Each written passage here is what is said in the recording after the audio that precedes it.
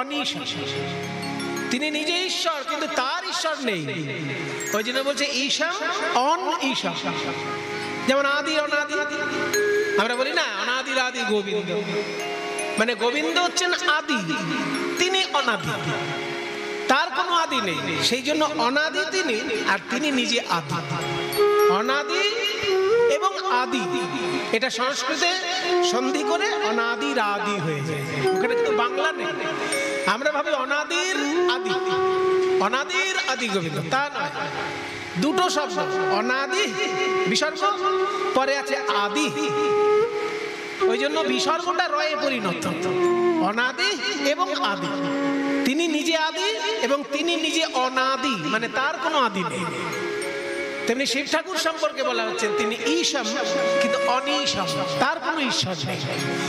তাই বলছে প্রভু ঈশম অনিশম অশেষ গুণম, অশেষ গুণাবলীর ধারক শ্রী শিব ঠাকুর। রানা নির্জিত দুর্জয় দৈত্যপুরম, তিনি এমন যুদ্ধ করেছেন যে দুর্জয় ত্রিপুরকে তিনি জয় করেছেন, সেই জন্য ত্রিপুর, ত্রিপুরকে জয় করেছেন বলে ত্রিপুরারি। রণনির্জিত দুর্জয় দৈত্যপুরম, রণনির্জিত দুর্জয় দৈত্যপুরম, প্রণমামি শিবং শিবভূপতরুম, শমনিশম শেষ গুণম গুণহে নমঃ শরণাভরণ। রণনির্জিত দুর্জয় দৈত্যপুরম, প্রণমামি শিবং শিবস্বল্পতরুম। ওম নমঃ শিবায়।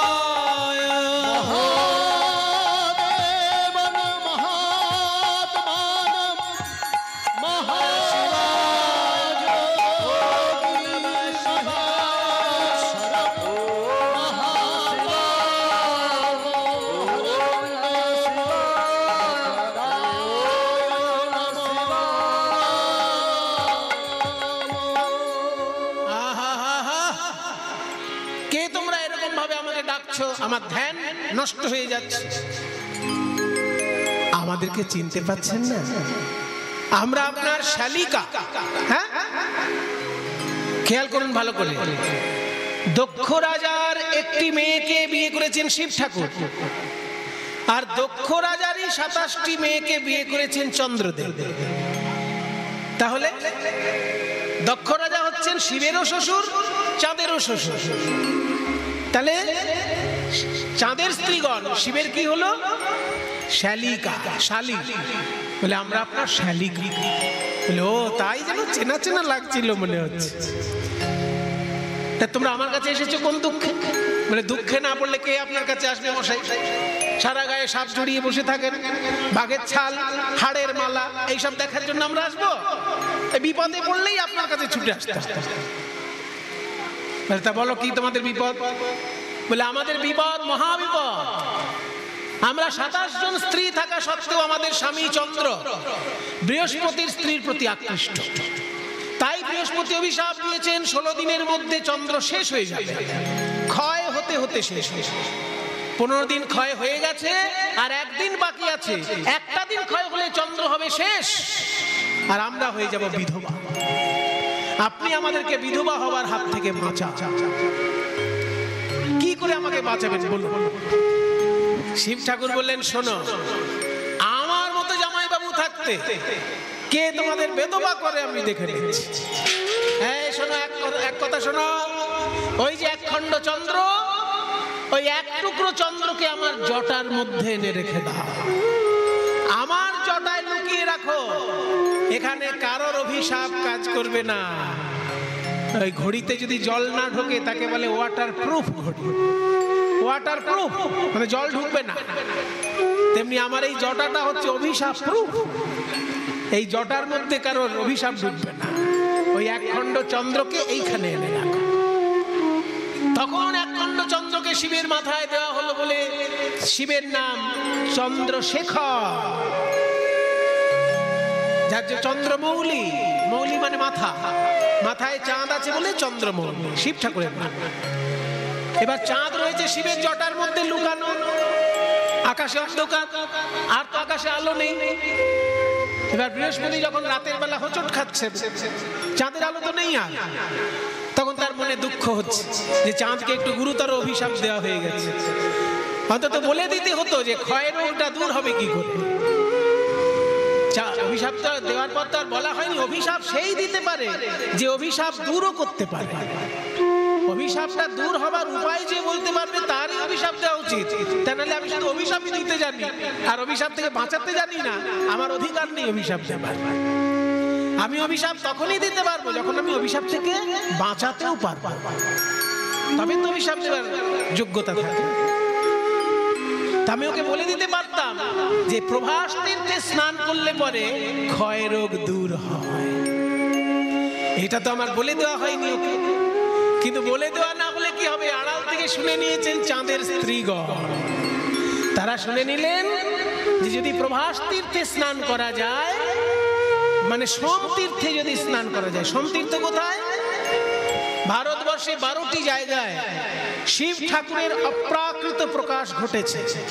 সেই 12টি জায়গায় বলা হয় জ্যোতির্লিঙ্গ পীঠ, যেখানে অপ্রাকৃত ভাবে শিব ঠাকুর প্রকাশিত হয়েছেন, স্বয়ং প্রকাশিত শিব। ভারতের 12টি জায়গায়, তার মধ্যে সোমনাথ মন্দির হচ্ছে গুজরাটে, সমুদ্রের ধারে। ওই জায়গাটাকেই বলে সোম তীর্থ। তো ওখানে গিয়ে যদি কেউ স্নান করে তার ক্ষয় রোগ দূর হয়। এইটা যখনই বলে দিলেন, চাঁদের স্ত্রীগণ শুনতে পেয়ে ওই শিবের জটা থেকে চাঁদের খণ্ডকে এনে সোম তীর্থে স্নান করালেন। যেই না সোম তীর্থে স্নান করানো, অমনি চাঁদের ক্ষয় রোগ দূর হয়ে গিয়ে চাঁদ পরিপূর্ণ রূপে প্রকাশিত হলেন। তাই নারদ মুনি বলছে, শোনো কৃষ্ণচন্দ্র, ওই সোম তীর্থে যেমন চাঁদ স্নান করার ফলে তার হারানো জ্যোতি ফিরে পেল, ওই জন্য তীর্থটার নতুন নাম হলো প্রভা যুক্ত আশা প্রভাস তীর্থ। হারানো প্রভাকে ফিরে পেল, তাই প্রভাস তীর্থ। এই প্রভাস তীর্থে গিয়ে যদি তুমি যজ্ঞ করো, তোমার জীবনের ত্রুটি বিচ্যুতি সব দূর হয়ে গিয়ে তুমি পরিপূর্ণ রূপ ধারণ করবে। নারদের কথা শুনি কহে দেবী চিন্তামণি, নারদের কথা শুনি কহে দেব চিন্তামণি। নিমন্ত্রণের ভার কে বলবে, নিমন্ত্রণের ভার কে বলবে। বুঝলাম প্রভাস তীর্থে গিয়ে আমায় যজ্ঞ করতে হবে, কিন্তু নিমন্ত্রণ কে করবে? নারদ মুনি আপনি? তাহলে চিঠি আপনাকে দিয়ে দেবো। তা শুনি মোহন কয় কিবা চিন্তা দয়াময়, তা শুনি মোহন কয় কিবা চিন্তা দয়াময়। ওই দেবর শিরে ভার দেহ এবে, ওই দেবর শিরে ভার দেহ এবে। নিমন্ত্রণ পত্র কে লিখবে? দাদা বলরামকে বলছে, দাদা আমি চিঠি লিখতে বসে বারবার কেটে দিচ্ছি, কারণ চিঠি লিখতে গিয়ে সবাইকে চিঠি লিখবো, কিন্তু বাবা মাকে কি করে লিখবো? প্রথম চিঠিটা কাকে লিখতে হয়? যে কোনো যজ্ঞের চিঠি আগে চিঠিটা লিখতে হয় শিব ঠাকুরের নামে। ওম নমঃ শিবায় বলে একটা বেলপাতা লিখে সেটা শিব ঠাকুরকে নিবেদন করতে হয়, এটা যজ্ঞের নিমন্ত্রণ। তাই প্রথমে শঙ্করে পরে শঙ্করী রে, প্রথমে শঙ্করে পরে শঙ্করী রে, দেবর্ষী কার্তিকে রে, গণপতি কার্তিকে রে। সে যে পদ্মজনী ব্রহ্মা, সে যে পদ্মজনী লক্ষ্মী বিনা পানি, সে যে পদ্মজনী লক্ষ্মী বিনা পানি, পদ্মজনী লক্ষ্মী বিনা পানি, সে যে পদ্মজনী লক্ষ্মী বিনা পানি। পত্র লিখে নিজ করে, ওই সে যে পদ্মজনী লক্ষ্মী বিনা পানি, পত্র লেখে নিজ করে। দেবতাদের নামে নামে চিঠি লিখছেন, রাজাদের নামে নামে চিঠি লিখছেন, পাতালে দৈত্যকুল এবং নাগকুল তাদের নামে নামে চিঠি লিখছেন, আর দাদা বলরাম সব সংশোধন করে দিচ্ছে। চিঠি লিখতে লিখতে বলল, ভাই যাদের কোলে পিঠে আমরা বড় হলাম, সেই মা যশোদা নন্দ মহারাজ, তাদের নামে চিঠি কই? কৃষ্ণ বলে, দাদা গো আমি সকলকে চিঠি লেখার মতো পড়াশোনা করেছি, কিন্তু মা যশোদাকে চিঠি লেখার মতো কোনো ভাষা খুঁজে পেলাম না দাদা, ভাষা খুঁজে পেলাম না দাদা, আমি কেমন বা ক্ষমা চাইব, কত ব্যথা দিলাম ওই মায়ের প্রাণে, আমি কেমন ক্ষমা চাইব, ভাষা খুঁজে পেলাম না দাদা। বলাই দাদা বলছি, আমি বলছি তুই লেখ। মা গো যশোদে, কত না ব্যথা দিয়েছি তোমার প্রাণে, কুপুত্র যদি বা হয় কুমাতা কদাপি নয়, তাই সকল অপরাধ ক্ষমা করে আমায় আশীর্বাদ করার জন্য এই প্রভাস তীর্থে এসো মা। তুমি আশীর্বাদ না করলে আমার যজ্ঞ সম্পূর্ণ হবে না। মাকে যদি এরকম কোনো ছেলে লেখে, মা কি না এসে পারে? নন্দ মহারাজকে লিখলেন, নন্দ বাবা আপনাকে আর কি বলবো, ছোটবেলা থেকে বৃন্দাবনের মাঠে মাঠে আমি শুধু দুষ্টুমি করেছি, ছোট ছেলে হয়ে বড় বড় অসুরকে মেরেছি, কিন্তু যজ্ঞ আমি কোনোদিন করাইনি। বরং তুমি যজ্ঞ করাচ্ছিলে ইন্দ্রের যজ্ঞ ওই গোবর্ধন তটে, সেখানে আমি গিয়ে সেই যজ্ঞ বারণ করে দিয়ে গোবর্ধনের পূজা করতে বললাম। কাজে যজ্ঞ যেহেতু তুমি করিয়েছো, তুমি অনেক কিছু জানো যজ্ঞের নিয়ম, তাই তুমি নিজে এসে দাঁড়িয়ে থেকে যজ্ঞ পরিচালনা করবে, যাতে আমার কোনো অপরাধ না হয়। এই ছেলের দায়িত্ব তোমাকে নিতে হবে। তাই বাবাকে দায়িত্ব দিয়ে দিলে যজ্ঞ পরিচালনা। তৃতীয় কথা, শ্রীরাম সুদাম তাদের উদ্দেশ্যে বলছে, ওরে শ্রীরাম, ওরে সুদাম, যজ্ঞ করতে গেলে ভাত রুটি খাওয়া যাবে না, ফল খেয়ে থাকতে হবে। তোরা বৃন্দাবন থেকে পাকা পাকা ফল আনবি, আমি ওইগুলোই খেয়ে থাকবো। আর রাধা রানীর উদ্দেশ্যে আড়ালে লিখছেন, ওগো রাধে প্রেমময়ী, তুমি শুধু আমার প্রেমময়ী নও, আমার শক্তি সঞ্চারিণী। তুমি এসে আমাকে নয়নে নয়নে শক্তি সঞ্চার করবে, তবে তো এই আমি যজ্ঞ পূর্ণ করতে পারব। তোমার নয়নে যে মহাশক্তি, ওই শক্তি তুমি আমাকে নয়নে নয়নে সঞ্চার করবে, সেই শক্তিতে আমি যজ্ঞ করব। এই বলে সকলের নামে চিঠি দিয়ে নারদের মাথায় তুলে দিলেন। নিমন্ত্রণ পত্র লইয়া নারদ চলিল, নিমন্ত্রণ পত্র লইয়া নারদ চলিল, নিমন্ত্রণ পত্র লইয়া নারদ চলিল, নিমন্ত্রণ পত্র লইয়া নারদ চলিল, নিমন্ত্রণ পত্র লইয়া নারদ চলিল।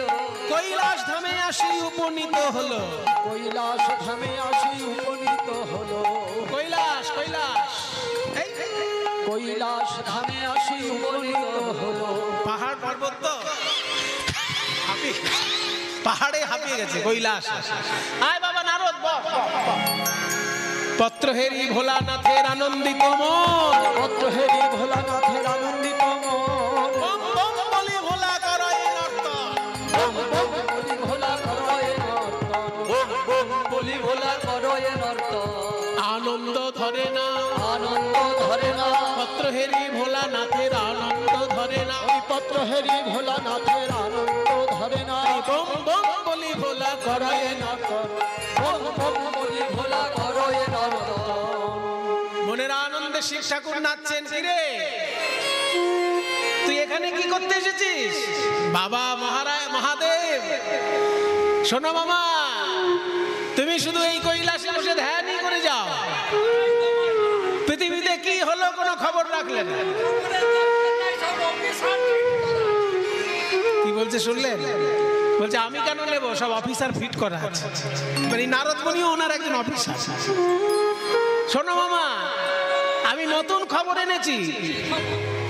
শ্রীকৃষ্ণচন্দ্র দ্বারকার প্রভাস তীর্থে দান ব্রত যজ্ঞ করতে চলেছে, আর সেই যজ্ঞে প্রথম চিঠি তোমার নামে।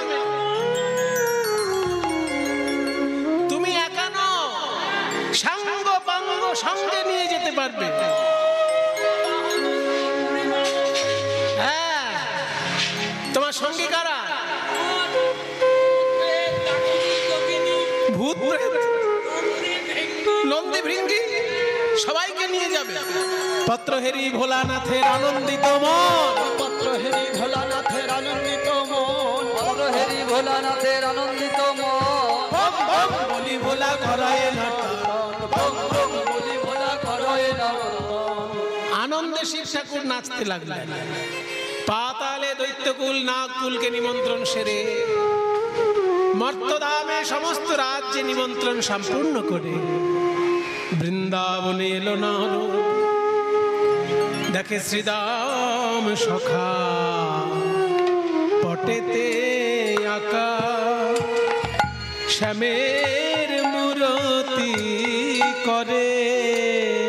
দেখে শ্রীরাম সখা পটেতে আঁকা শ্যামের মূরতি করে।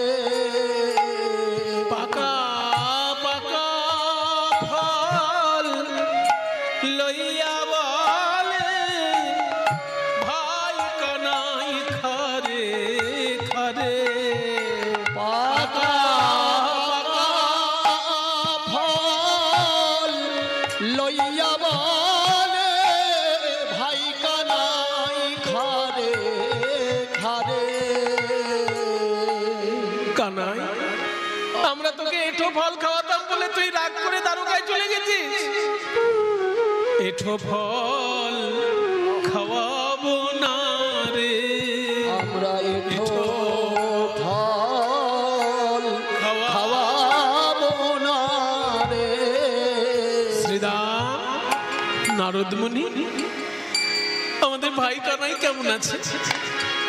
ওরে শ্রীদাম, তোদের ভাই কানাই বিরাট বড় যজ্ঞ করবে, আর সেই যজ্ঞে তোদেরকেও যেতে হবে। ভাত রুটি খেতে পারবে না, ফল খেয়ে থাকতে হবে। আর এই বৃন্দাবনের পাকা পাকা ফল তোরাই নিয়ে যাবি। হ্যাঁ হ্যাঁ নিয়ে যাবো। শ্রীদাম বলছে আর তাহলে কান্নাকাটি করা যাবে না, চল বৃন্দাবনের আম কাঁঠালের সময় ভালো করে আম কাঁঠাল নে। হ্যাঁ একদম এক গরুর গাড়ি বোঝাই করে নিয়ে যাবো। জামরুল, জাম, লিচু সব ফল নিবি। শ্রীরাম সুদাম চলল, আরো 2 পায়ে গিয়ে দেখছে নন্দ পিতা জেলেছে চিতা প্রাণ তেজিবার তরে। দেখে নন্দ পিতা জেলেছে চিতা প্রাণ জীবার তরে। ওরে তোরা চিতা সাজা, আমার গোপালকে দেখে না দেখে আমি আর থাকতে পারছি না। নারদ মুনি বলছে মহারাজ, আপনি সারা গায়ে ঘৃত লেপন করে দাঁড়িয়ে আছেন কেন? নারদ, আমি যে আর সইতে পারছি না, আমি চিতায় ঝাঁপ দেবো ভাবছি। সব্বনে সে কথা বলবেন না মহারাজ, আপনার ছেলে গোপাল দানগত যজ্ঞ করছে প্রভাস তীর্থে, আর এই দেখুন চিঠিতে লিখেছে আপনি দাঁড়িয়ে থেকে সেই যজ্ঞ পরিচালনা করবেন যাতে কোথাও ত্রুটি বিচ্যুতি না থাকে। ও মা তাই? তাহলে তোমার বিরাট বড় দায়িত্ব। এই আমাকে তোরা রাজ সাজে সাজিয়ে দে, আমি রাজার বাবা হয়ে যাব। ওদিকে নন্দ মহারাজের দৃশ্য দেখে আরো 2 পায়ে গিয়ে দেখছে মা নন্দ রানী করে নমনি ফিরে দারে দারে। ওরে গোপাল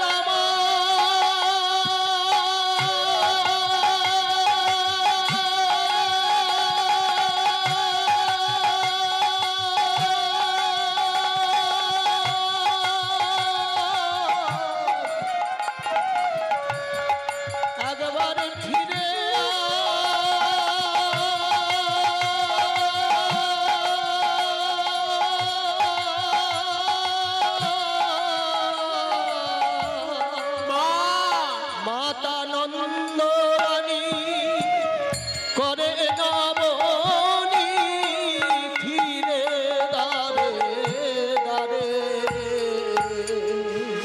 কাঁদবেন না মা। এই দেখুন আপনার গোপাল দান ব্রত যজ্ঞ করবে প্রভাস তীর্থে, চিঠিতে লিখেছে আপনি গিয়ে আশীর্বাদ না করলে সেই যজ্ঞই সম্পূর্ণ হবে না। হ্যাঁ, আমার গোপাল আমাকে আশীর্বাদের কথা লিখেছে, তাহলে আমার কথা ওর মনে আছে? ও তো জানে না ছোট ছেলে, আশীর্বাদ কি খালি হাতে করা যায়? আমি সারা রাত্রির জেগে ছানা মাখন বানাবো, ওর মুখে ছানা মাখন তুলে দেব, তবে তো আশীর্বাদ করবো। মা যশোদা শুরু করলেন ছানা মাখন তৈরি করা। ওদিকে রাধারানী নিজ কুঞ্জদ্বারে শয়ন করে আছেন, পদ্ম ফুলের পাপড়ি দিয়ে বিছানা করে সেই কোমল শয্যায় রাধারানী শয়ন করেছেন। তবুও বিরহের অগ্নিতে শ্রী অঙ্গ দগ্ধীভূত, পদ্ম ফুলের পাপড়ির বিছানা করে রাধারানী শুয়ে আছে।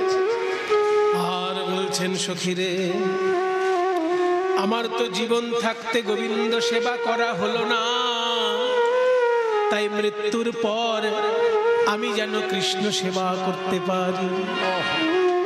বলে মৃত্যুর পর কি করে কৃষ্ণ সেবা করবি?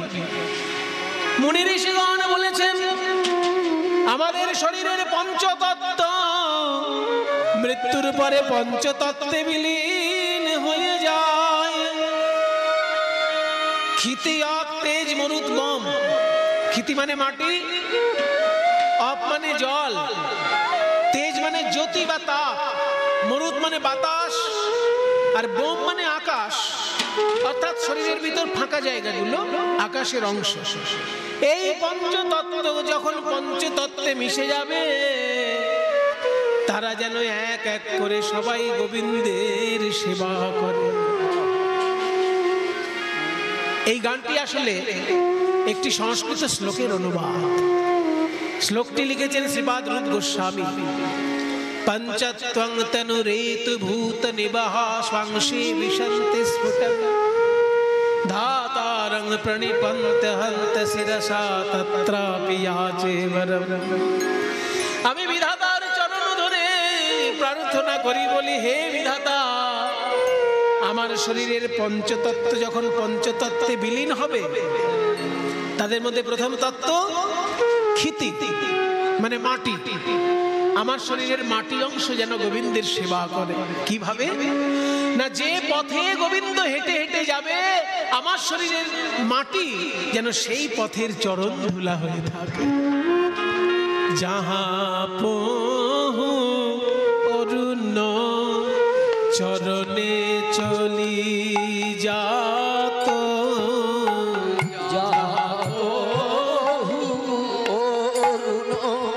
চরণে চলি যাত, তাহা তাহা ধরণী হইয়ে মঝুগাত, তাহা তাহা ধরণী হউক মঝুগাত। যে মাটির উপর দিয়ে গোবিন্দ হেঁটে যাবে, আমার শরীরের মাটি, মাটি যেন সেই পথে যায়, মাটি যেন সেই পথে যায়, আমি তার পদ ধুলা হয়ে রব, শরীরের মাটি যেন সেই পথে যায়। ওই পদ ধুলা হয়ে যাব, ওই তার রাঙা চরণ পরশে পাবো, ওই পদ ধুলা হয়ে যাব, রাঙা চরণ পরশ পাবো, পদ ধুলা হয়ে যাব, শরীরের মাটি যেন সেই পথে যায়। তাহা আমার শরীরের মাটি অংশ যেন তার পথে যায়, যে পথে সে হেঁটে যাবে। তারপরে অপ, অপ মানে জল। আমার শরীরের জল অংশ কোথায় যাবে? जो সরোবরে বধূ নীতি নীতি না মঝু অঙ্গ সলিল জাগত ছুমাহ। যে সরোবরে গোবিন্দ নিত্য স্নান করে, আমার শরীরের জল অংশ যেন সেই সরোবরে গিয়ে তাকে স্নান করিয়ে দেয়। ক্ষিতি অপ তেজ, তৃতীয় তত্ত্ব হচ্ছে তেজ। তেজ মানে জ্যোতি। আমার শরীরের জ্যোতিটা কোথায় যাবে? না যে আয়নায় গোবিন্দ মুখ দেখে, আমার শরীরের জ্যোতি অংশ সেই আয়নায় গিয়ে তার মুখমণ্ডলকে যেন উজ্জ্বল করে তোলে। যোদর পনে বধূ নিজ মুখ চাহ, দর্পণে বধূ নিজ মুখ চাহ, মধুয়ঙ্গ জ্যোতি জাত ছুমা, মধু অঙ্গ জ্যোতি জাত ছুমাহ। আমার শরীরের জ্যোতি তার আয়নায় গিয়ে যেন তার শ্রী মুখমণ্ডলের জ্যোতিকে আরো উজ্জ্বল করে দেয়।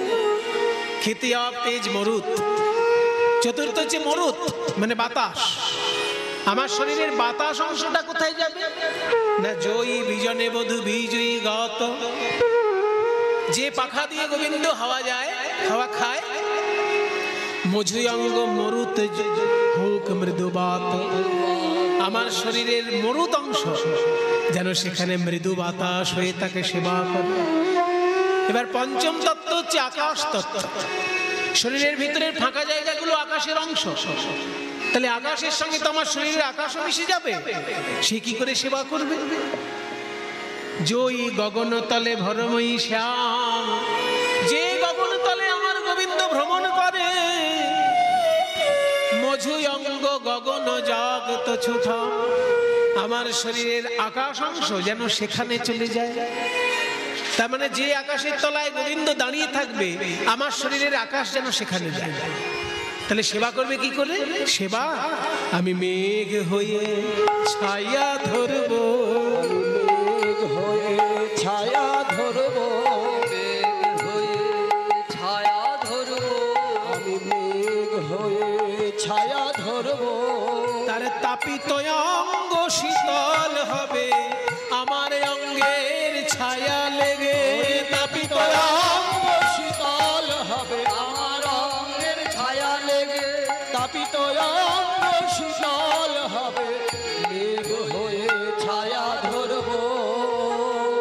এই যে পঞ্চতত্ত্বের সেবার একটি সুন্দর পদ যিনি লিখেছেন, তার উদ্দেশ্যে সবাই একবার প্রণাম করুন, কারণ আমরা তাদেরকে এর বেশি কিছু দিতে পারবো না।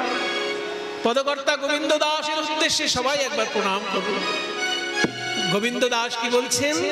গোবিন্দ দাসে কহে কাঞ্চন গৌরী, গোবিন্দ দাসে কহে, বেশি দূর নয়, জনগো আপনাদের এখান থেকে গঙ্গা পেরোলেই সব মহাতীর্থ। গঙ্গা পেরোলেই ওপারে চলে যাবেন, কাটোয়ার পরেই শ্রীখণ্ড, কাটোয়ার পাশে শ্রীখণ্ড আছে না, ওই শ্রীখণ্ডই হচ্ছে গোবিন্দ দাসের জন্মস্থান। ওই শ্রীখণ্ডের মধ্যে একটা গাছতলায় কালী পুজো হয়, সেই কালী পুজো স্বয়ং গোবিন্দ দাস মহাশয় করতেন। গোবিন্দ দাসের আরাধিত সেই কালী পুজো এখনো শ্রীখণ্ডের মাটিতে হচ্ছে। কাজে এত সুন্দর, আমাদের যুগে যেমন রবীন্দ্রনাথ শ্রেষ্ঠ কবি, তেমনি মধ্যযুগের পদাবলী সাহিত্যে গোবিন্দ দাস হচ্ছেন সর্বশ্রেষ্ঠ পদকর্তা।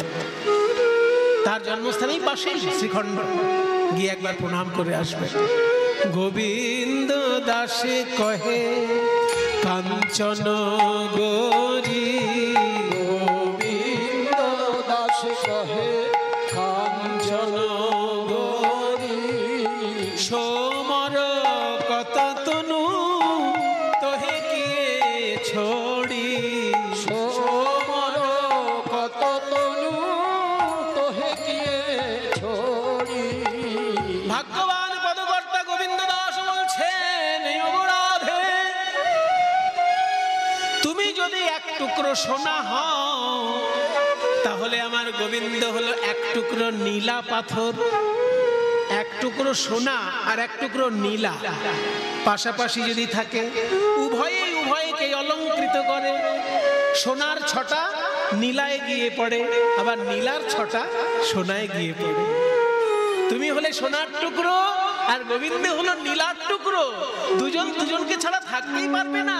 তুমি বাইরে কেন খুঁজছো? একবার খুঁজে দেখো হৃদয় মাঝে, খুঁজে দেখো হৃদয় মাঝে সে তো তোমা বিনা রইতে না রে। ওই কালো কৃষ্ণ লুকায়ে আছে, বিনা রইতে না রে। কালো কৃষ্ণ লুকায়ে আছে, বুঝে দেখো হৃদয় মাঝে। সমান কত তনু তোহে গিয়ে ছড়ি। নারদ মুনি এসে বলছে, রাধে তুমি মরে যাবার পর কৃষ্ণ সেবা করার কথা ভাবছো? ওসব দুশ্চিন্তা দূর করো। এই দেখো আমি যজ্ঞের ব্যবস্থা করে এসেছি। কৃষ্ণ করবেন যজ্ঞ আর তুমি করবে শক্তি সঞ্চার। তুমি নয়নে নয়নে শক্তি সঞ্চার করবে কৃষ্ণকে। এই দেখো তার নিজের হাতে লেখা চিঠি। রাধারানী চিঠি দেখে বলছেন, বাহ, আমার প্রাণবধূ আমাকে নিমন্ত্রণ করেছে রে, আমাকে তো না গেলে হবেই না, তোরা আমায় সাজিয়ে দে। যেই না বলেছে সাজিয়ে দে, অমনি সেইখানে এসেছে কুটিলা। এত বছর কেলে ছড়ার জন্য কান্নাকাটি করে এখনো বউয়ের মরণ হয় না। এত লোকের মরণ হয়, আমার বৌদি আজকে দাদাকে ডেকে একটা হেস্তনেস্ত করব। দাদা, এই যে তোমার গিন্নি। আচ্ছা, কি করেছে ও? ও সেজে গুজে রূপের ডালি নিয়ে গিয়ে গিয়ে কেলো ছড়ার কাছে হাজির হবে। কি? ওই দেখো কত সাজছে। তাই নাকি? বাবারে, মালা নিয়ে কেমন সাজছে দেখো, ওই কেলে ছড়ার কাছে যাবার জন্য। তাই নাকি? তুমি এক্ষুনি মা কালীর খাড়া নিয়ে একদম দুটুকরো করে দাও। একদম এক্ষুনি একটা হেস্তনেস্ত করে ছাড়ছি। যখনই আয়ান এসেছে ক্রোধান্বিত হয়ে, রাধারানী আয়ানকে দর্শন করে বলছেন, তুমি চিনতেই পারলে না আমি তোমার ঘরে কোন মহাশক্তি ছিলাম? বলি, চেনো না তুমি যে মোরে, চেনো না তুমি যে মোরে, কে ছিলাম আমি তোমার ঘরে, ছিলাম আমি তোমার ঘরে। এত বলি হইল অপরূপ, এত বলি হইল অপরূপ, রাধিকা ধরিল কালিকা রূপ, রাধিকা ধরিল কালিকা রূপ, রাধিকা ধরিল কালিকা রূপ। অমনি কালী হয়ে দাঁড়ালো, কালী হয়ে দাঁড়ালো, কালী হয়ে দাঁড়ালো, আমাদের রায় বিনোদিনী কালী হয়ে দাঁড়ালো, আমাদের রায় বিনোদিনী কালী হয়ে দাঁড়ালো।